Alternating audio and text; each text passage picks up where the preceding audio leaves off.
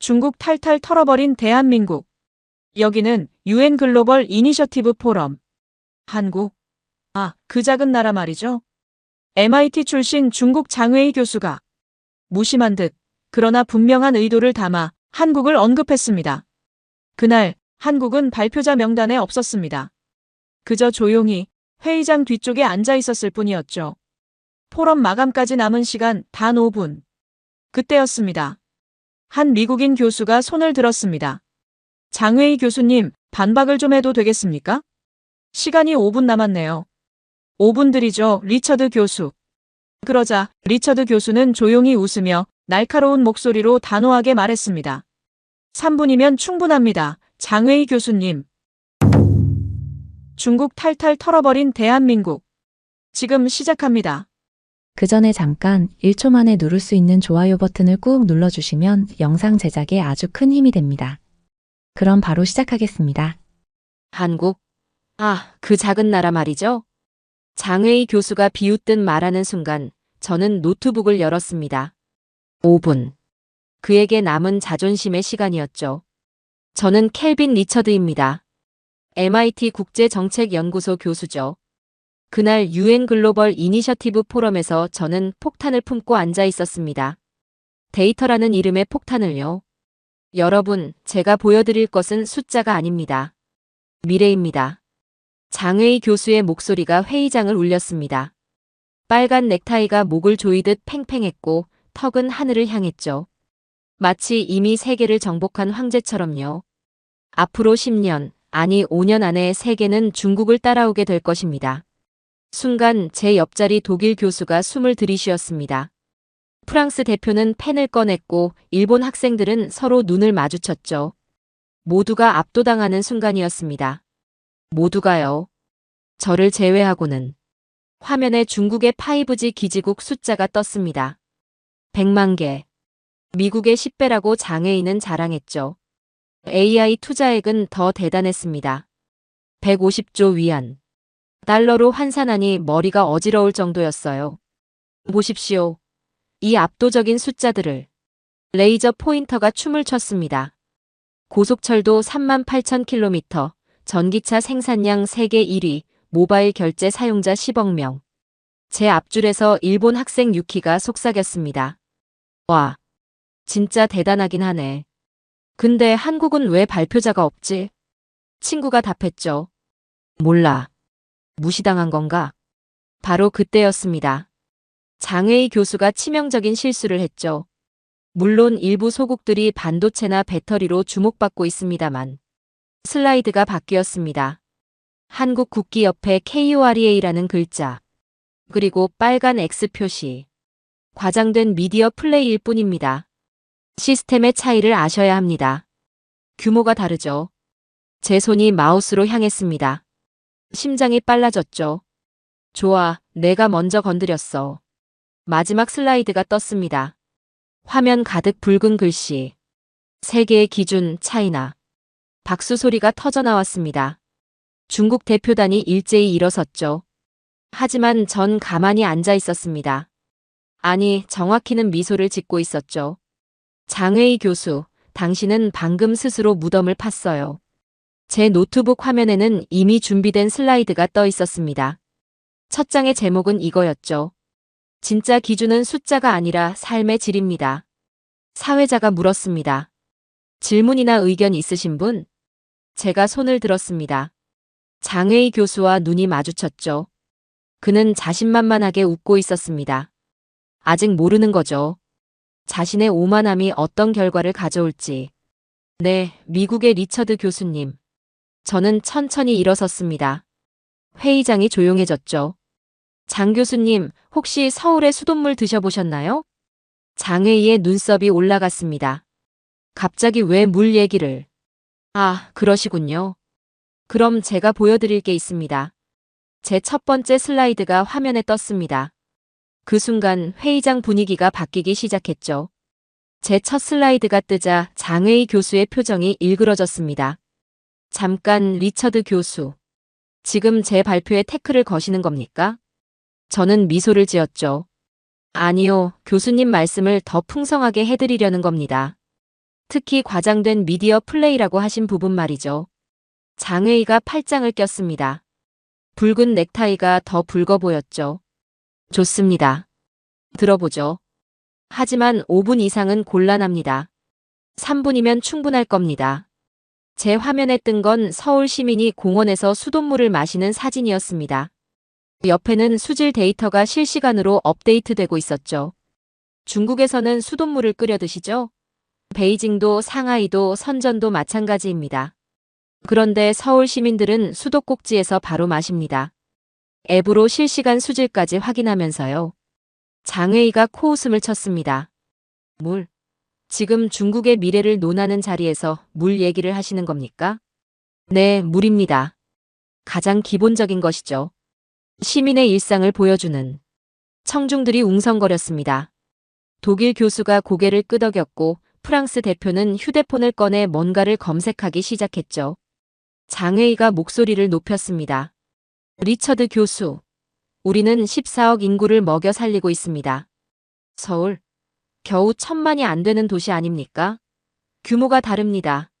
아, 규모 말씀이시군요. 저는 다음 슬라이드로 넘겼습니다. 그럼 이건 어떻습니까?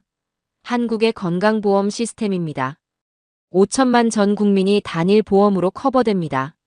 미국인인 제가 봐도 부럽더군요.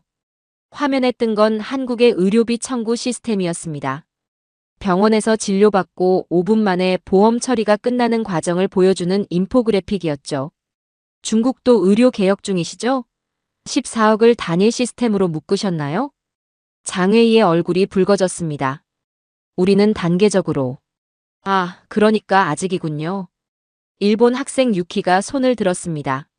저 죄송한데요. 제가 작년에 한국에서 교환학생을 했거든요. 병원에서 맹장 수술을 받았는데 300만 원짜리가 30만 원이 되더라고요. 일본인인 저도 혜택을 받았습니다. 장웨이가 주먹을 쥐었습니다. 그건 작은 나라니까 가능한 겁니다. 우리는 세계 최대 고속철도망을 가지고 있고. 맞습니다. 중국 고속철도는 정말 대단하죠.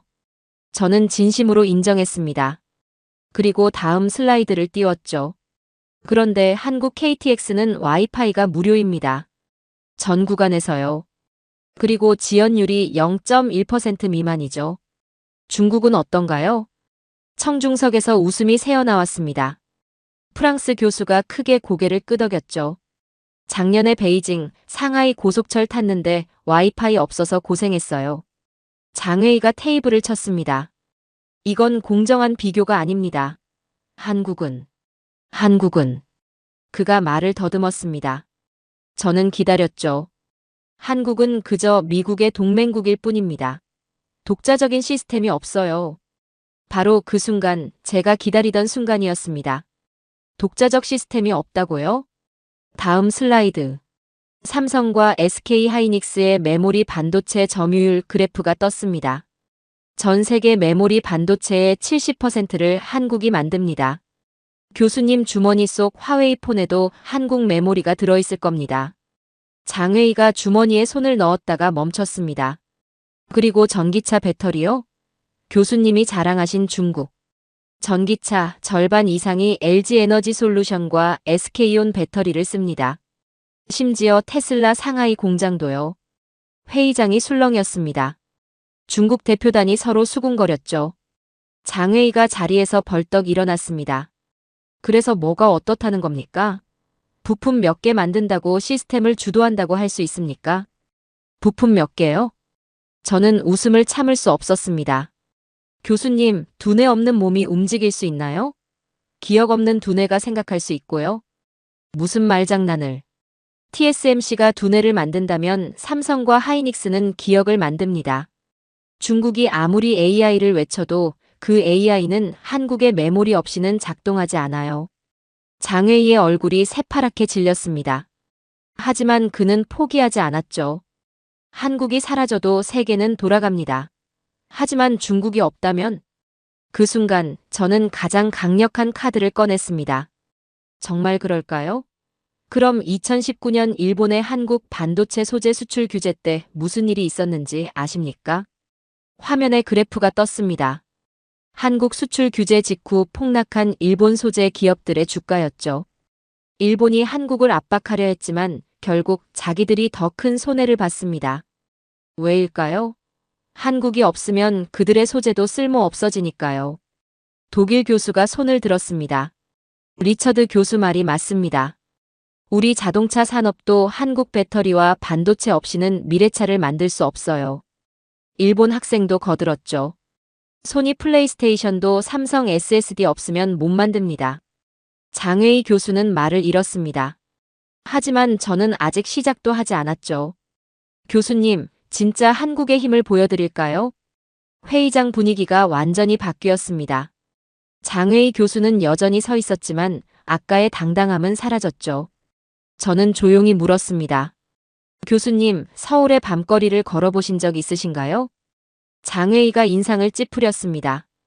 갑자기 왜 관광 얘기를? 아니요, 안전 얘기입니다. 다음 슬라이드를 띄웠습니다. 서울 강남역 새벽 2시 사진이었죠. 젊은 여성들이 혼자 거리를 걷고 있었습니다. 새벽 2시입니다. 여성 혼자 다니고 있죠? 상하이나 베이징에서 가능한가요? 청중석에서 한 여성이 큰 소리로 말했습니다. 불가능하죠. 저는 파리에서 왔는데 파리에서도 무서워요. 근데 서울은 정말 안전하더라고요. 장웨이가 반박했습니다. 중국도 치안이 좋습니다. CCTV가 도시 전체를. 네, 중국 CCTV 많죠. 감시용으로요. 제가 끼어들었습니다. 하지만 한국은 다릅니다. 시민을 감시하는 게 아니라 보호하는 시스템이죠. 게다가 새로운 화면이 떴습니다. 스마트폰 앱 화면이었죠. 한국 여성들은 안심히 앱을 씁니다. 위험할 때 버튼 하나로 경찰에 신고가 되고 GPS로 위치가 전송됩니다. 작년 한 해 이 앱으로 구조된 사람이 3,000명이 넘습니다. 일본 학생 유키가 또 손을 들었습니다. 맞아요. 제 한국 친구들도 다 쓰더라고요. 일본에도 이런 거 있었으면. 장웨이가 주먹을 불끈 쥐었습니다. 그런 사소한 것들로. 사소하다고요? 제 목소리가 차가워졌습니다. 시민의 안전이 사소한 겁니까? 그럼 이건 어떻습니까? 다음 슬라이드. 한국의 응급의료 시스템이 나타났습니다. 한국은 응급환자가 발생하면 평균 7분 안에 구급차가 도착합니다. 그리고 스마트폰 앱으로 가장 가까운 응급실 현황을 실시간으로 볼 수 있죠. 병상이 있는지 의사가 대기 중인지까지. 독일 교수가 감탄했습니다. 오 마이 갓. 우리나라도 이런 시스템이 필요해요. 작년에 베를린에서 구급차 기다리다가 1시간 걸렸거든요. 장웨이가 테이블을 내리쳤습니다. 됐습니다. 인정하죠. 한국이 몇 가지 잘하는 게 있다고. 하지만 그게 다입니까? 우리는 우주정거장을 만들고 있습니다. 우주정거장이요? 저는 미소를 지었습니다. 훌륭하죠. 그런데 교수님, 우주에서도 카카오톡 됩니까? 청중들이 웃음을 터뜨렸습니다. 농담이 아닙니다.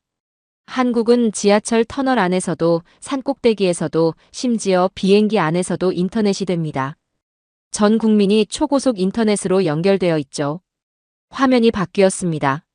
세계 인터넷 속도 순위였죠. 한국이 압도적 1위였습니다. 인터넷 속도만이 아닙니다. 한국은 전 세계에서 유일하게 지하철 전 구간 5G가 터지는 나라죠. 교수님이 자랑하신 중국 5G, 베이징 지하철에서는 어떤가요? 장웨이의 얼굴이 점점 어두워졌습니다. 우리도 곧이요? 한국은 이미 10년 전부터 지하철에서 와이파이를 무료로 제공했습니다.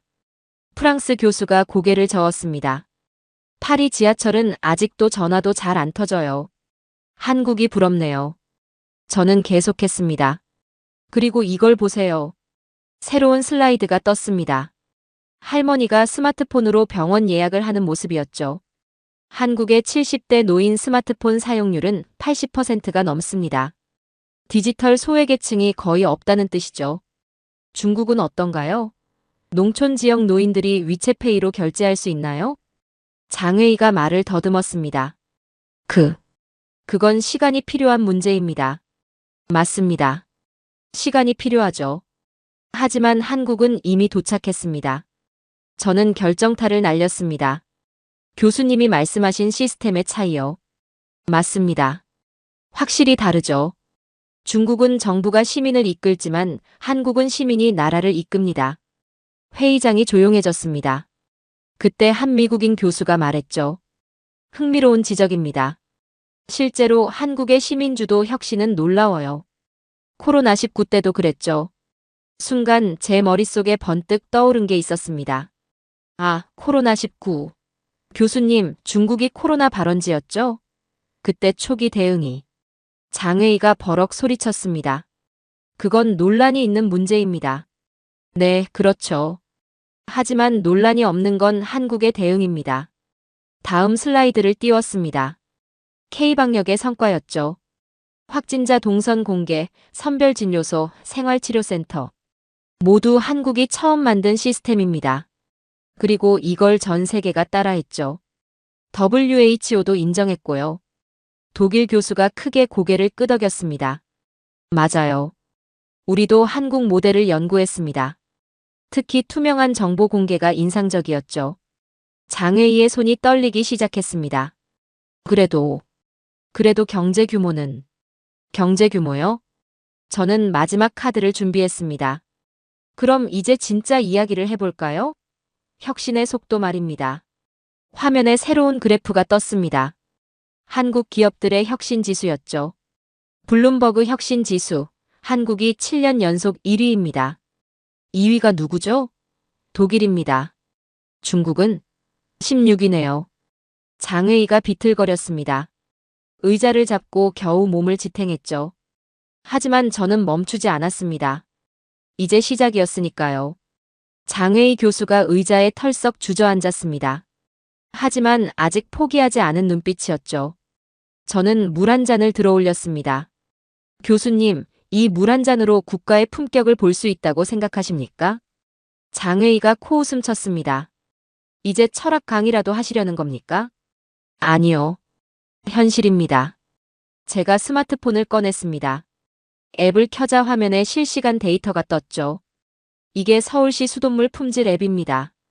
지금 이 순간 제가 사는 동네 수질 데이터예요. pH 7.5, 잔류염소 0.3ppm, 탁도 0.07NTU. 모든 게 실시간으로 공개됩니다. 청중들이 놀라서 웅성거렸습니다. 잠깐 거기서 더 재미있는 걸 보여드릴게요. 다음 화면을 띄웠습니다. 서울시 정수장 내부 CCTV 화면이었죠. 24시간 실시간 스트리밍 되고 있었습니다. 정수 과정 전체를 시민 누구나 볼 수 있습니다. 뭘 넣는지 어떻게 처리하는지 모든 게 투명하게 공개되죠. 독일 교수가 경악했습니다. 믿을 수가 없군요. 정부가 이렇게까지 투명하게 공개한다고요? 일본 학생도 거들었습니다. 도쿄도 수돗물 깨끗하다고 하는데 이런 시스템은 없어요. 진짜 대단하네요. 장회의가 반박했습니다. 그건 서울이니까 가능한 거 아닙니까? 작은 도시니까. 서울이 작다고요?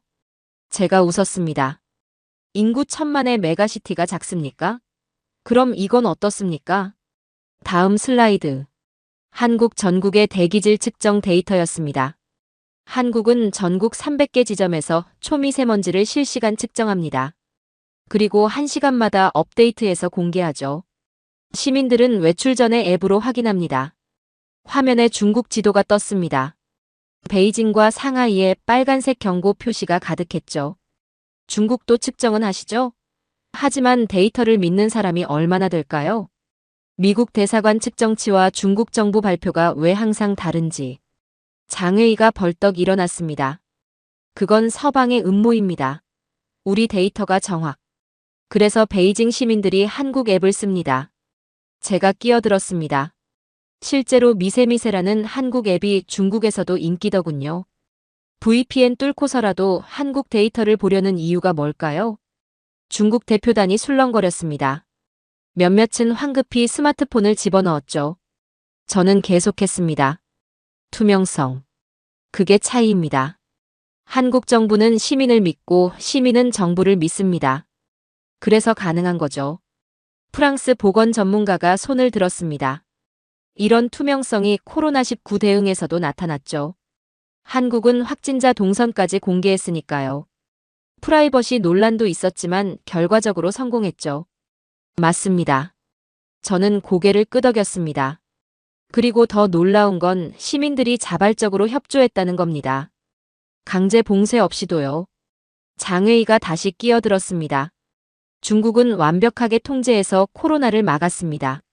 우한 봉쇄는 세계가 인정. 네, 봉쇄했죠. 문을 용접까지 하면서. 제 말에 청중들이 움찔했습니다. 하지만 한국은 달랐습니다. 시민들이 자발적으로 마스크를 쓰고 거리 두기를 했죠. 정부가 믿을 만한 정보를 주니까 시민들이 믿고 따른 겁니다. 다음 슬라이드를 띄웠습니다. 한국의 공공 와이파이 지도였죠. 한국은 공공 와이파이도 5만 개가 넘습니다. 지하철, 버스, 공원, 도서관. 어디서나 무료로 인터넷을 쓸 수 있죠. 비밀번호? 필요 없습니다. 미국인 교수가 놀랐습니다. 정말요? 보안 문제는 없나요? 물론 해결했죠. 그게 기술력입니다. 시민의 편의와 보안을 동시에 잡은 거죠.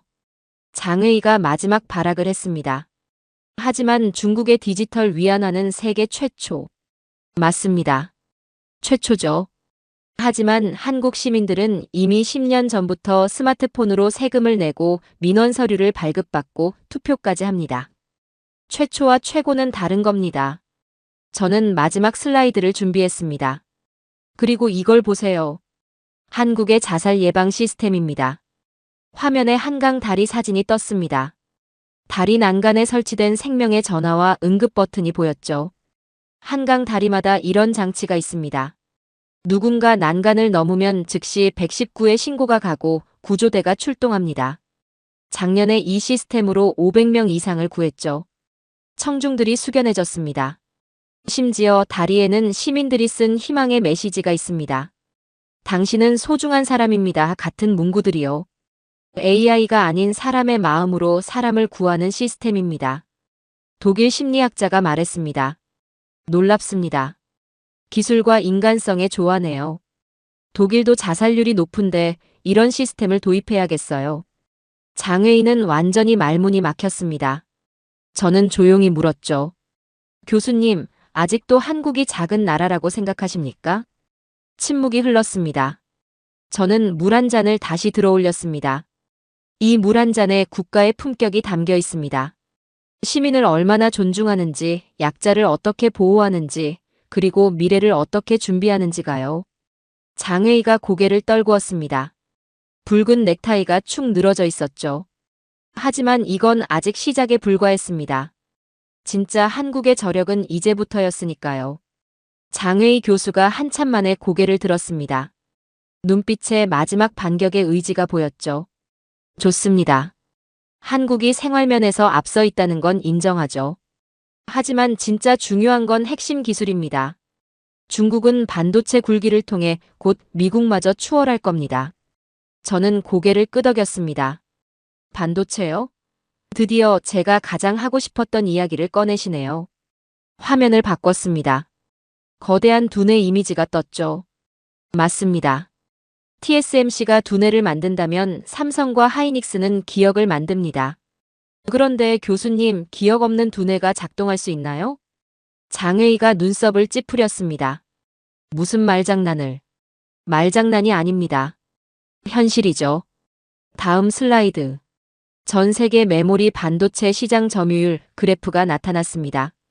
삼성과 SK 하이닉스가 합쳐서 70% 이상을 차지하고 있었죠. 디램은 삼성이 45%, SK 하이닉스가 28%입니다. 낸드 플래시도 비슷하죠.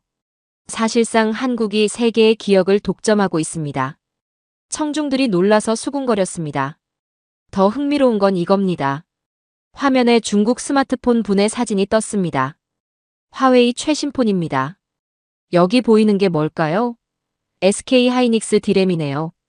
샤오미, 삼성 메모리를 씁니다. 오포도 비보도 마찬가지고요. 장외이의 얼굴이 붉어졌습니다. 그건 일시적인 현상입니다. 우리도 곧 자체 생산을. YMTC 말씀이신가요? 중국 최고의 메모리 회사죠. 하지만 기술 격차가 3년 이상입니다. 3년이면 반도체 업계에선 영원과 같죠.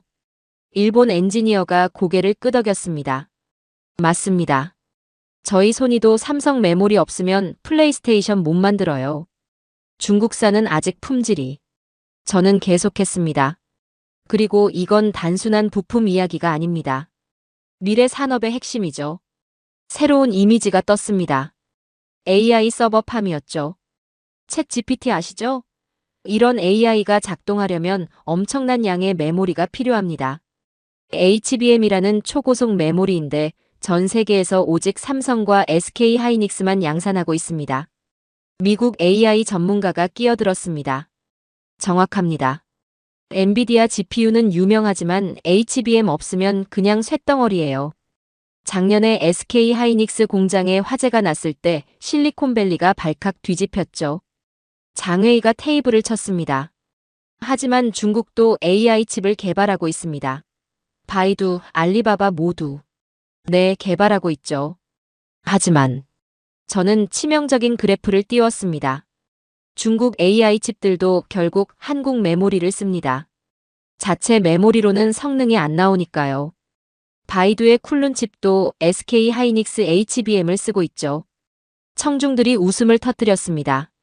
중국의 자존심도 결국 한국에 의존하고 있다는 아이러니예요. 장웨이가 필사적으로 말했습니다. 그래도 중국은 전체 반도체 생산량에서 잠깐만요. 제가 손을 들었습니다. 양보다 질이 중요하지 않을까요? 중국이 만드는 건 대부분 저사양 칩입니다. 28나노 이상의 구식 공정이죠. 하지만 삼성은 3나노를 양산하고 있습니다. 기술 격차가 10년은 넘어요. 독일 교수가 설명을 보탰습니다. 자동차로 비유하면 중국은 대량의 경차를 만들고 한국은 벤츠와 포르쉐를 만드는 격이군요. 정확한 비유입니다. 저는 다음 슬라이드로 넘어갔습니다. 그리고 더 중요한 게 있습니다. 특허입니다. 화면에 반도체 특허 순위가 떴습니다. 삼성이 압도적 1위였죠. 삼성전자는 미국 특허청 등록 기준 5년 연속 2위입니다. 1위는 IBM이고요. 중국 기업은 10위 안에도 없습니다. 특히 차세대 메모리 분야에서는 삼성이 특허의 40% 이상을 보유하고 있죠. 일본 학생이 손을 들었습니다. 그런데 교수님, 일본이 한국의 소재 수출을 규제했을 때 한국이 힘들어하지 않았나요? 좋은 질문입니다. 2019년 일이죠. 저는 미소를 지었습니다. 일본이 불화수소 등 세계 품목을 규제했습니다. 그런데 결과가 어땠죠?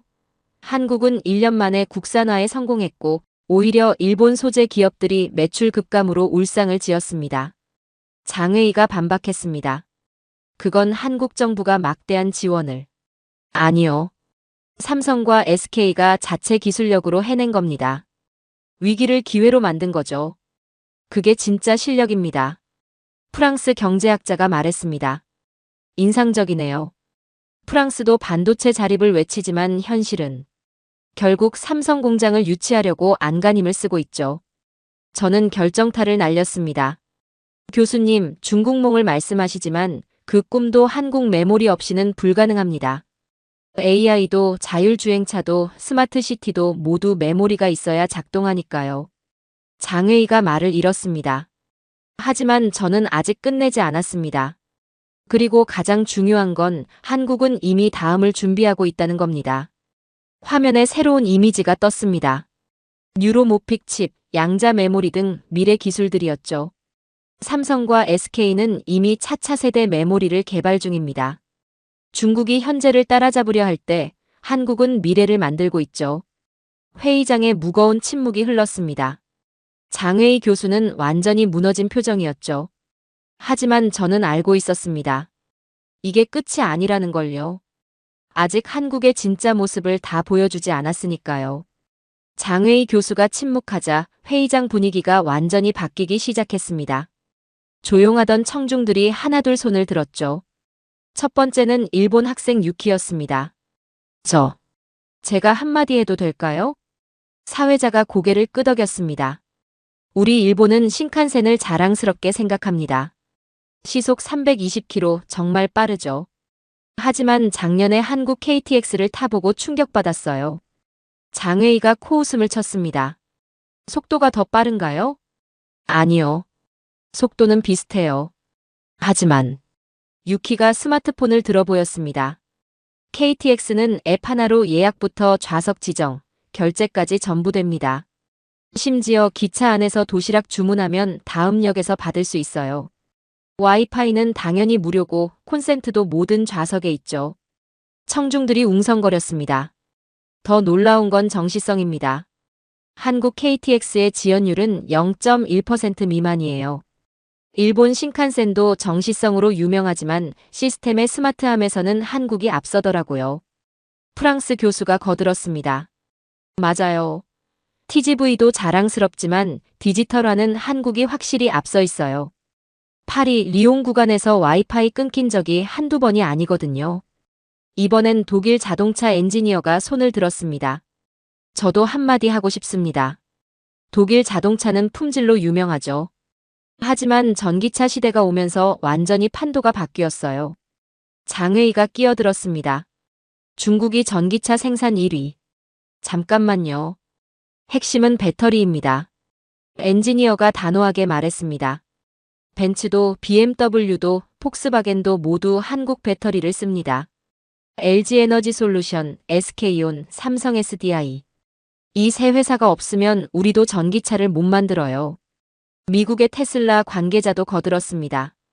테슬라 모델 Y 상하이 공장 아시죠? 거기서도 LG 배터리 씁니다. 중국산 CATL도 있지만 고급 모델엔 한국 배터리가 들어가요. 성능과 안전성이 다르거든요. 장웨이의 얼굴이 점점 창백해졌습니다. 이번엔 프랑스 보건 전문가가 일어났습니다. 의료 시스템 얘기가 나왔으니 제가 한마디 하죠. 코로나19 때를 기억하세요? 모두가 고개를 끄덕였습니다. 프랑스는 완전히 마비됐어요. 병원이 포화 상태였고 검사도 제대로 못했죠. 그런데 한국은 그녀가 태블릿으로 자료를 보여줬습니다. 드라이브스루 선별진료소를 세계 최초로 만들었죠. 10분 만에 검사하고 결과는 다음날 문자로. 우리가 하루 1000명 검사할 때 한국은 2만 명을 검사했어요. 미국 교수가 보충했습니다. 더 인상적인 건 투명성이었습니다. 확진자 동선을 익명으로 공개하고 시민들이 자발적으로 협조했죠. 미국에선 마스크 쓰라고 해도 반발했는데 이번엔 인도에서 온 IT 전문가가 손을 들었습니다. 인도는 IT 강국이라고 자부합니다. 하지만 한국의 전자정보 시스템을 보고 충격받았어요. 그가 노트북을 열었습니다. 한국은 거의 모든 행정 서비스를 온라인으로 처리할 수 있더군요. 주민등록등본 3분이면 발급됩니다. 여권 재발급 온라인 신청하고 5일 만에 받았어요. 인도에선 아직도 관공서 가서 줄 서야 하는데 네덜란드 농업 전문가도 거들었습니다. 한국의 스마트팜도 놀라워요. 최근에 경기도 수직 농장을 방문했는데 AI가 온도와 습도를 자동 조절하고 로봇이 수확까지 하더군요. 네덜란드도 농업 선진국이지만 한국의 디지털 융합은 정말 인상적이었습니다. 장웨이가 가까스로 입을 열었습니다. 그래도 중국의 시장 규모는? 시장 규모요? 이번엔 싱가포르 금융 전문가가 끼어들었습니다. 한국의 1인당 GDP는 이미 3만 5천 달러를 넘었습니다. 중국은 1만 2천 달러 정도죠. 시장이 크면 뭐합니까? 국민 개개인이 잘 살아야죠. 호주에서 온 교육 전문가도 한마디 했습니다. 한국의 교육열은 유명하죠. 비판도 많지만 결과는 놀랍습니다. 피사 국제학력평가에서 항상 최상위권이고 특히 디지털 리터러시는 세계 1위예요. 장웨이가 더듬거렸습니다. 하지만 사교육 문제가 맞습니다. 문제도 있죠. 하지만 한국은 그것도 해결하려 노력합니다. 최근엔 AI 교육 플랫폼으로 교육 격차를 줄이고 있더군요. EBS 온라인 클래스는 정말 훌륭했어요. 이번엔 브라질 환경 전문가가 일어났습니다. 한국의 폐기물 처리 시스템도 대단합니다. 서울의 재활용률은 66%가 넘어요. 우리 상파울루는 18%인데 음식물 쓰레기도 100% 자원화한다고 하던데 정말인가요? 제가 고개를 끄덕였습니다. 맞습니다. 한국은 1995년부터 쓰레기 종량제를 시작했고, 이제는 AI가 쓰레기를 자동 분류하는 기술까지 개발했죠. 마침내 러시아 우주공학자가 손을 들었습니다. 우리 러시아는 우주 강국입니다. 하지만 최근 한국의 누리호 발사를 보고 놀랐어요. 독자 기술로 우주 발사체를 만들었더군요. 게다가 다음 계획은 달 착륙선이라고요? 청중들이 술렁거렸습니다. 10년 전만 해도 상상도 못했을 일이죠. 이제 한국도 우주클럽의 정식 회원입니다. 회의장은 이제 완전히 한국 이야기로 가득 찼습니다. 각국 대표들이 앞다퉈 한국의 우수 사례를 공유했죠. 장회의 교수는 완전히 너클 잃은 표정이었습니다. 시작할 때의 오만함은 온데간데 없었죠. 사회자가 말했습니다. 흥미롭네요. 오늘 한국 발표자는 없는데 가장 많이 언급된 나라가 한국이군요. 바로 그때 저는 마지막 카드를 꺼낼 준비를 했습니다. 진짜 한국의 저력을 보여줄 시간이었죠. 회의장은 이제 한국 이야기로 가득했습니다. 장회의 교수는 의자에 깊숙이 몸을 묻고 있었죠. 하지만 저는 아직 끝내지 않았습니다. 여러분이 말씀해 주신 것처럼 한국의 진짜 힘은 숫자가 아닙니다. 시스템이죠. 저는 새로운 슬라이드를 띄웠습니다. 서울의 밤거리 CCTV 영상이었죠. 이 CCTV를 보세요. 범죄 예방용이라고 생각하시겠지만 실제로는 다릅니다. 화면이 확대되자 CCTV에 적힌 문구가 보였습니다. 안전기가 스카우트라고 적혀 있었죠. 혼자 귀가하는 여성이 불안하면 이 CCTV 앞에서 손을 흔듭니다. 그러면 관제센터에서 집까지 CCTV로 지켜봐 주죠. 단순한 감시가 아닌 보호 시스템입니다. 프랑스 여성 참가자가 감탄했습니다. 세 제니알. 파리에도 이런 게 있었으면. 밤에 혼자 다니기 정말 무서운데. 장회의가 마른 침을 삼켰습니다. 저는 계속했죠. 한국의 응급실 뺑뺑이 아시나요? 응급 환자가 여러 병원을 전전하다 사망하는 일이요. 한국도 이런 문제가 있었습니다. 청중들이 고개를 끄덕였습니다. 어느 나라나 있는 문제니까요. 그래서 만든 게 이겁니다. 스마트폰 앱 화면이 떴습니다. 이젠이라는 앱이었죠. 실시간으로 응급실 상황을 보여줍니다. 병상수, 의료진 현황, 대기 시간까지. 구급대원이 이걸 보고 최적의 병원으로 이송하죠. 뺑뺑이가 거의 사라졌습니다. 미국 의료 전문가가 놀랐습니다. 우리도 이런 시스템이 절실한데. 미국은 응급실 대기 시간이 평균 4시간이 넘거든요. 더 놀라운 건 이겁니다. 다음 화면은 한국의 치매 안심 서비스였습니다. 치매 노인이 길을 잃으면 어떻게 하죠? 한국은 배회 감지기를 무료로 나눠줍니다. GPS가 달린 작은 기기인데 실종되면 즉시 위치를 추적할 수 있죠. 독일 사회복지사가 말했습니다. 작년에 이 시스템으로 실종 노인의 99%를 24시간 내에 찾았다던데 사실인가요? 네, 맞습니다. 그리고 이건 단순한 기술이 아닙니다. 지역사회가 함께 돌보는 시스템이죠. 치매 노인이 배회하면 인근 주민들에게 알림이 가고 모두가 함께 찾습니다. 장회의가 겨우 입을 열었습니다. 그건 한국이 작은 나라라서. 작다고요? 제가 웃었습니다. 서울의 인구 밀도는 뉴욕의 2배입니다. 이런 초고밀도 도시에서 이런 시스템을 운영한다는 게 얼마나 어려운지 아십니까? 일본 도시계획 전문가가 거들었습니다. 맞습니다.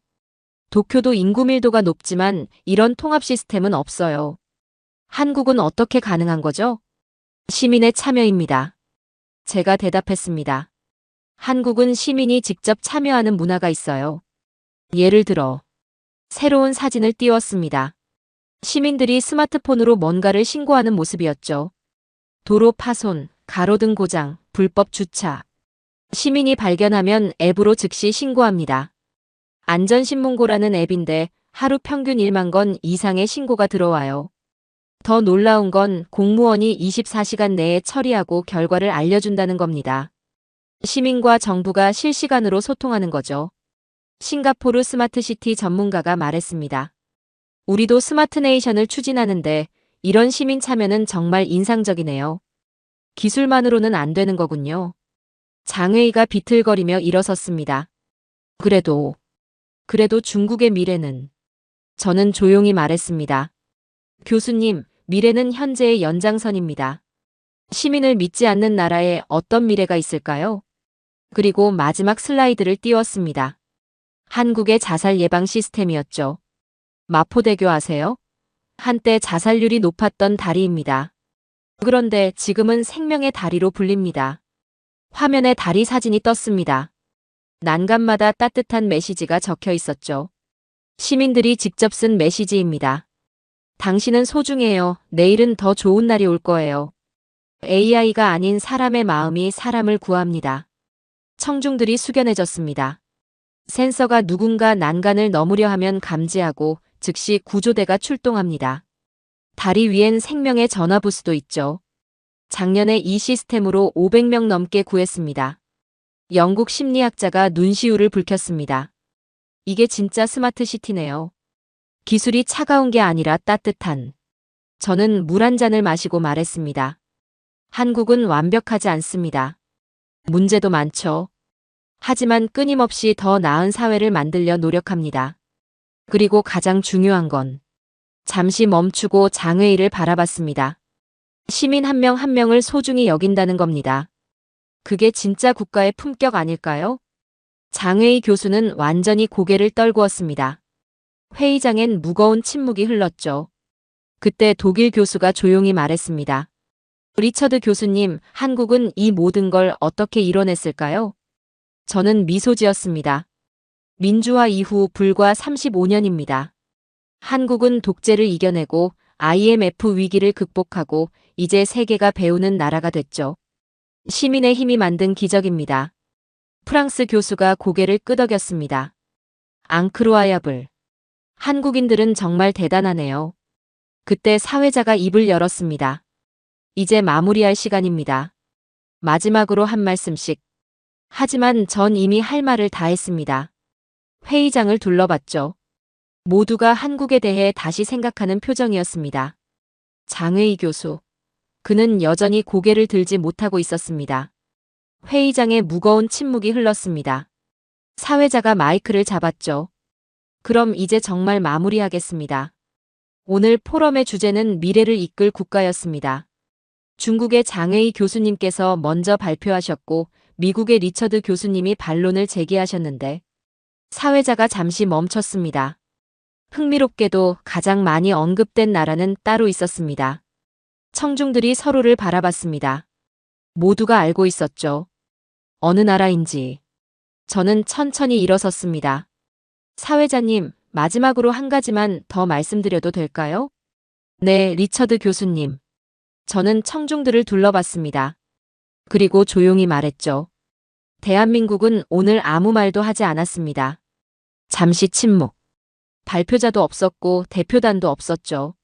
하지만 지금 이 방에서 가장 많은 이야기를 만들어낸 나라입니다. 일본 학생 유키가 고개를 끄덕였습니다. 독일 교수도 프랑스 전문가도 마찬가지였죠. 왜일까요? 제가 물었습니다. 한국은 자신을 자랑하지 않습니다. 그저 조용히 해낼 뿐이죠. 반도체를 만들고 배터리를 만들고 시민을 돌보는 시스템을 만듭니다. 화면에 마지막 슬라이드가 떴습니다. 빈 화면이었죠. 텅 빈 하얀 화면. 이게 한국입니다. 비어있는 것 같지만 사실 모든 걸 담고 있죠. 겸손이라는 그릇에. 장웨이 교수가 드디어 고개를 들었습니다. 눈가가 붉어져 있었죠. 저는. 그가 말을 더듬었습니다. 한국을 너무 몰랐습니다. 인정합니다. 회의장이 술렁이었습니다. 그 오만하던 장웨이 교수가 인정하다니. 숫자와 규모만 보고 자만했습니다. 하지만 진짜 중요한 건 사람이었네요. 저는 고개를 끄덕였습니다. 교수님, 중국도 대단한 나라입니다. 14억 인구를 이끌어가는 건 정말 어려운 일이죠. 하지만 잠시 멈췄다가 말했습니다. 큰 나라와 위대한 나라는 다릅니다. 위대함은 크기가 아니라 품격에서 나오죠. 독일 교수가 일어섰습니다. 저는 오늘 큰 교훈을 얻었습니다. 진정한 선진국이란 무엇인가를요. 그건 GDP나 군사력이 아니라 얼마나 약자를 보호하고 시민을 존중하는가에 달렸다는 것을. 프랑스 전문가도 일어섰습니다. 맞습니다. 한국이 보여준 건 기술이 아니라 철학입니다. 사람 중심의 발전이요. 하나둘 청중들이 일어나기 시작했습니다. 일본 학생도, 미국 교수도, 인도 전문가도. 한국은 조용합니다. 하지만 그 조용함 속에 진짜 힘이 있었네요. 작지만 강한 나라. 이게 진짜 한국이군요. 기술과 인간성의 조화. 우리가 배워야 할 모델입니다. 저는 마지막으로 말했습니다.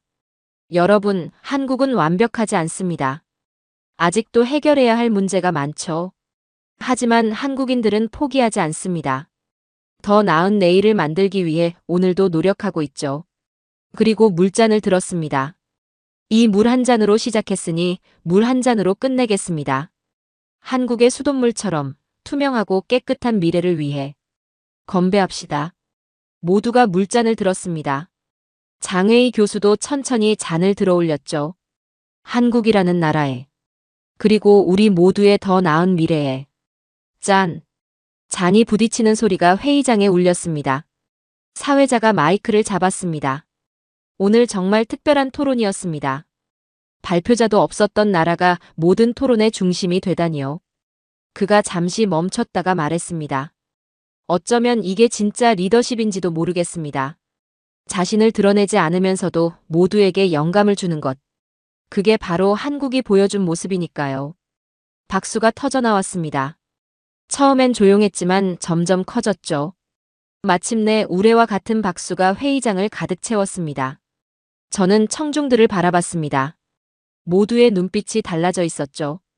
한국이라는 나라를 다시 보게 된 눈빛이었습니다. 장회의 교수가 제게 다가왔습니다. 리처드 교수님, 감사합니다. 제게 큰 가르침을 주셨어요. 교수님도 감사합니다. 덕분에 한국의 진짜 모습을 보여줄 기회가 생겼으니까요. 우리는 악수를 나눴습니다. 회의장을 나서면서 저는 생각했죠. 오늘 한국은 단 한마디도 하지 않았다. 하지만 모든 걸 말했다. 밖에는 저녁 노을이 아름답게 퍼져 있었습니다. 마치 한국이라는 나라처럼 조용하지만 찬란하게. 누군가 제 어깨를 두드렸습니다. 일본 학생 유키였죠.